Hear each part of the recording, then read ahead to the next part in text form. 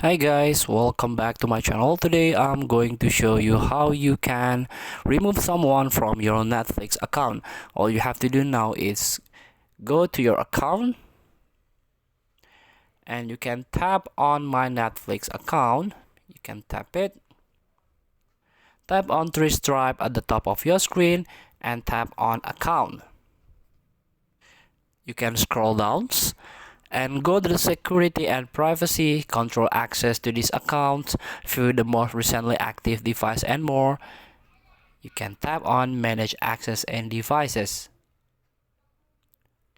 Here you can see someone use your account in other devices.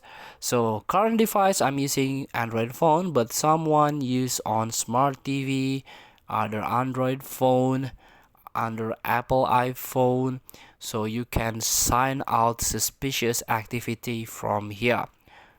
Feel free to try. Thank you for watching. Don't forget to comment, like, and subscribe, and also click next button below. See you in the next video.